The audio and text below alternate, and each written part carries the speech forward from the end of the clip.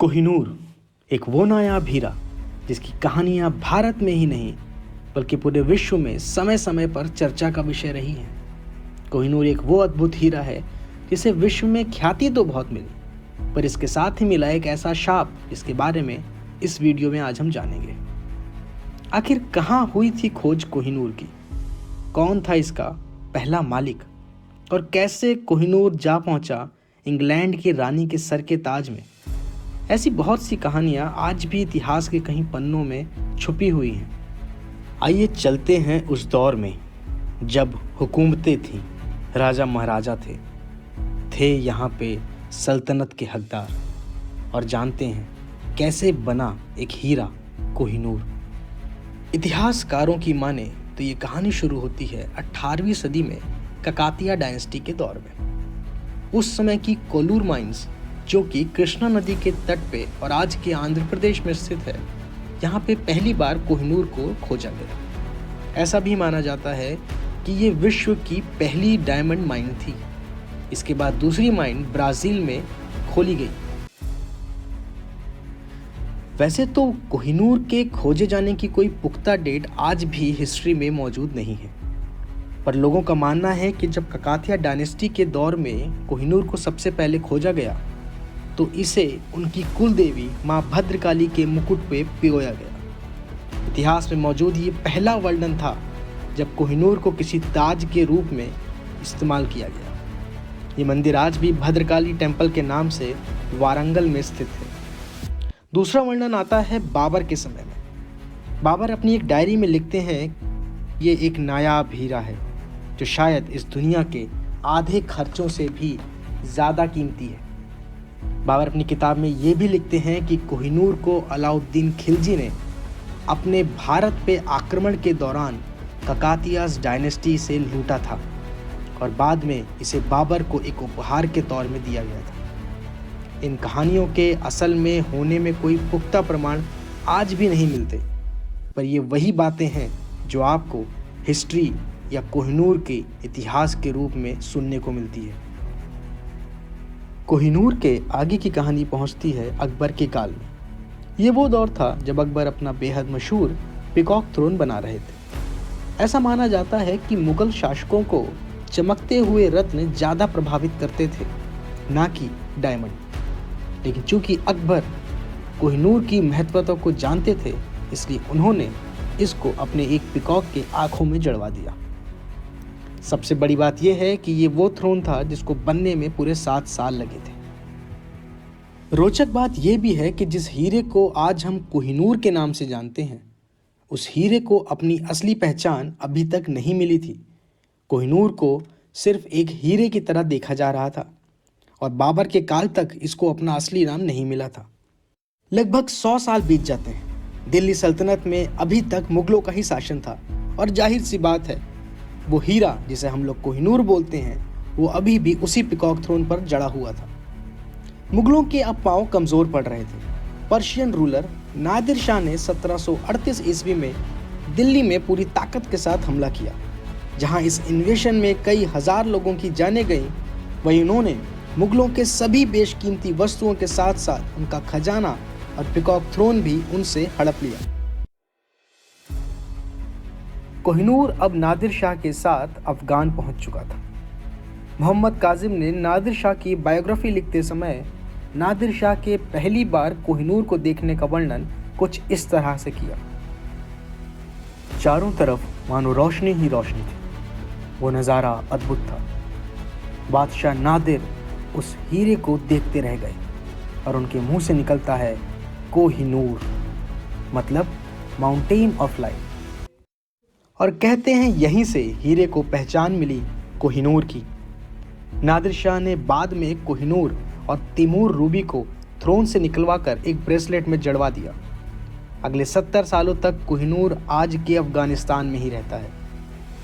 नादिर शाह की मृत्यु के बाद कोहिनूर से जड़ा ब्रेसलेट उनके ग्रेट ग्रैंडसन और अहमद शाह के बेटे शुजा शाह दुर्रानी के पास रहता है। फिर 1809 में युद्ध में हारने के बाद शुजा ब्रेसलेट को लेके भागते हैं लाहौर की तरफ, और उस समय वहाँ पे राज था सिख एम्पायर का। महाराज रंजीत सिंह। महाराज रंजीत सिंह को कोहिनूर की पहले से ही भनक थी। उन्होंने शुजा शाह को बचाने के लिए कोहिनूर की डिमांड करी और इस तरह कोहिनूर पहुंचता है सिख एम्पायर के पास 1813 ईस्वी में। रंजीत सिंह को लायन ऑफ लाहौर और शेर पंजाब नाम से भी जाना जाता था। रंजीत सिंह कोहिनूर को अपनी भुजाओं में बांध कर रखते थे। वक्त आगे बढ़ता है और वक्त के साथ रंजीत सिंह अपने जीवन के आखिरी दौर में पहुंचते हैं। उनकी सभा में कोहिनूर के अगले उत्तराधिकारी कौन होंगे, इस पर विचार चल रहा था। रंजीत सिंह के सभा के मुख्य ब्राह्मण गोविंद राम कहते हैं कि महाराज के विल के अनुसार इस अनमोल हीरे को जगन्नाथपुरी के मंदिर को सौंप देना चाहिए। रंजीत सिंह उस समय बोलने में असमर्थ थे, इसलिए इशारों में उन्होंने इस बात पे सहमति जताई। पर कहते हैं कि लालच हर युग में अपना असर दिखाता आया है।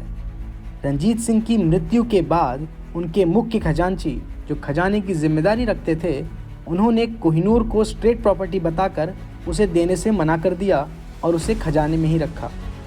महाराज खड़क सिंह, जो रंजीत सिंह के सबसे बड़े बेटे थे, उन्होंने इस बात का समर्थन भी किया।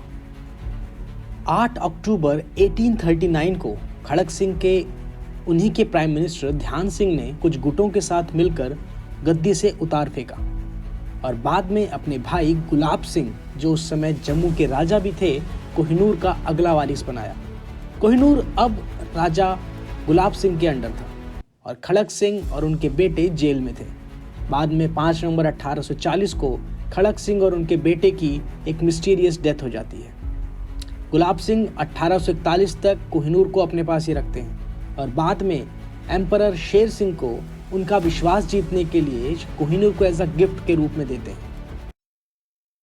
जहां कोहिनूर समय समय के साथ अलग अलग मालिकों के पास पहुंचा, वहीं एक बात और ध्यान देने वाली है कि कोहिनूर जिसके पास भी गया उसको अपनों से ही धोखा मिला और बाद में उसकी मृत्यु हो गई।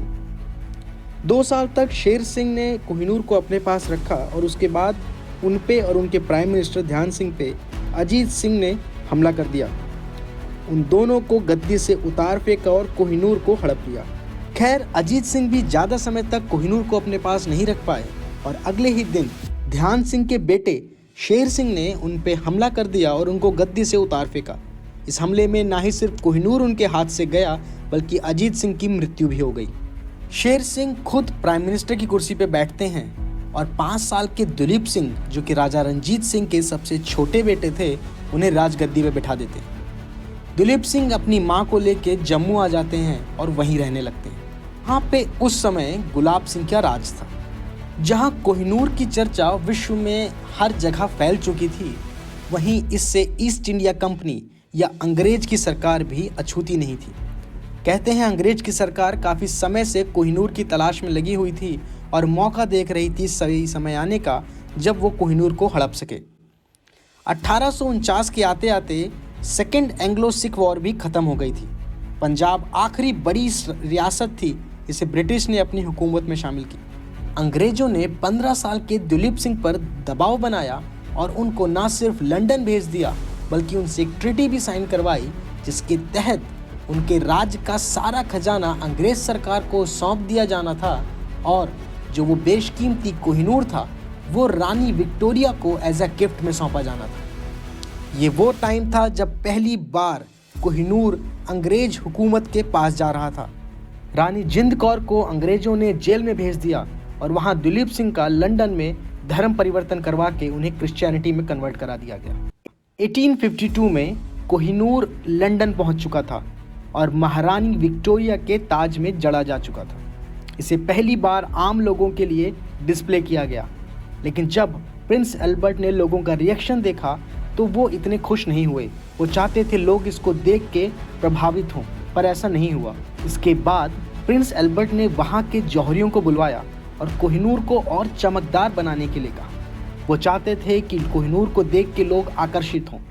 खैर, इस काम में कोहिनूर ने अपना लगभग 40% वजन खो दिया। कोहिनूर का ओरिजिनल वजन करीब 186 कैरेट था, लेकिन प्रिंस एल्बर्ट के इस पे काम कराने के बाद ये मात्र 105.6 कैरेट का ही रह गया। कोहिनूर की अगर डायमेंशन की बात करें तो ये मात्र 3.6 centimetre bye 3.2 centimetre bye 1.3 centimetre का है, यानी शायद एक गोल बॉल से भी छोटा। कोहिनूर पिछले 173 सालों से ब्रिटिश हुकूमत के ताज की शोभा बढ़ा रहा है। यहाँ एक बात और गौर करने वाली है कि प्रिंस एल्बर्ट व अंग्रेज सरकार ये जानती थी कि कोहिनूर जिस भी राजा के पास गया है वो ना सिर्फ अपने ही राज्य में पॉलिटिक्स का शिकार हुआ है बल्कि उसकी मृत्यु तक हो गई है। और यही वो रीज़न था कि कोहिनूर को रानी के मुकुट में जड़वाया गया। लंदन सरकार ने ये तय किया कि कोई भी राजा व पुरुष कोहिनूर के ताज को नहीं पहनेगा, बल्कि वहाँ की रानी कोहिनूर के ताज को पहनेगी। आज के दिन कोहिनूर टावर ऑफ लंदन में वाटरलू बैरक्स के अंदर ज्वेल हाउस में रखा हुआ है। अब बात करते हैं, क्या कोहिनूर कभी भारत वापस आ पाएगा? ये सवाल बड़ा पेचीदा है। समय समय पर भारत की तरफ से आज़ादी के बाद से ही इंग्लैंड को कोहिनूर को वापस देने के लिए आवाज़ें उठती रही हैं, लेकिन कोहिनूर का असली मालिक कौन है, ये बात भी अपने आप में एक डिबेटेबल है। जिस समय कोहिनूर की खोज हुई थी उस समय कंट्रीज़ की बाउंड्रीज नहीं थी और ये सिर्फ अलग अलग रियासतें थीं। जहाँ कोहिनूर ने अपने दौर में भारत से लेके अफ़गानिस्तान, पाकिस्तान हर जगह एक सफ़र तय किया है, वहीं आज के समय में ये सारे देश उस पे अपना हक जताते हैं। अगर आपको लगता है कि कोहिनूर कभी भारत वापस आ पाएगा तो कमेंट बॉक्स में ज़रूर बताएं और हमारे चैनल को सब्सक्राइब करें। कोहिनूर की कहानी में अब बस इतना ही। मिलते हैं अपनी नई वीडियो में, तब तक के लिए जय हिंद, जय भारत।